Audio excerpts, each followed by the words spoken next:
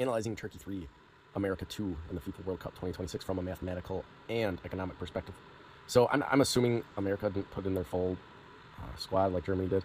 I'm not sure. I didn't watch. I don't really pay attention. But this is another reason why rankings and tournament advancement needs to be dependent on ratings, because it's more mathematically accurate and there's less likely a chance that teams are going to half-ass things. And that goes for friendlies too, and they should be renamed to test matches and they should count toward qualification and whatnot. But that's a different, well, I mean, I guess that is a mathematical subject. So anyway, the next thing we're going to get into here is the stats.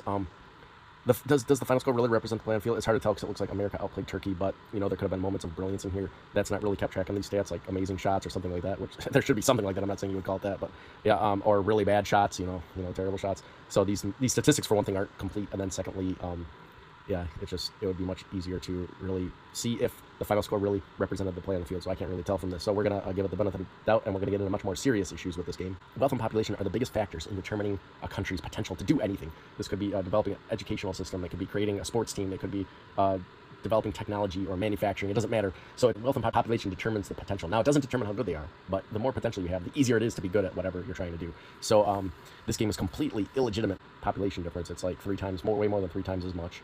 You could even say actually 4 times. Well, it's between 3 and 4, it looks like, if my math is correct. And then GDP per capita nominal is the most important one for this. It's significant as well. So it's really quite insane difference. There's no reason why this game should be played like this.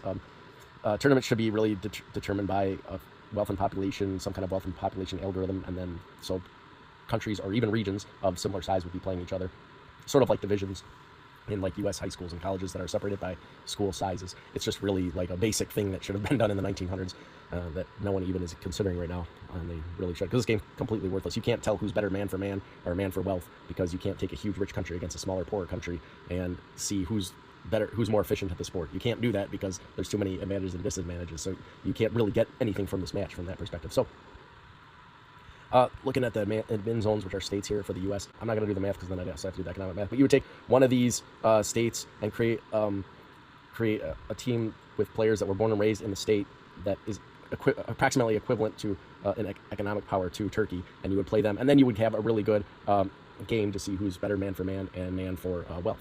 Okay, so that's not even the last problem with this game. The other one is that Turkey's not even Turkey. Okay, Turkey is like 60% Turkey and then 40% European F team.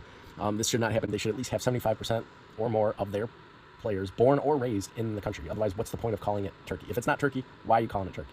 Okay, it's absolutely ridiculous. It's disgraceful, and FIFA is absolute garbage for letting that happen. So this match is completely worthless. It's absolute garbage.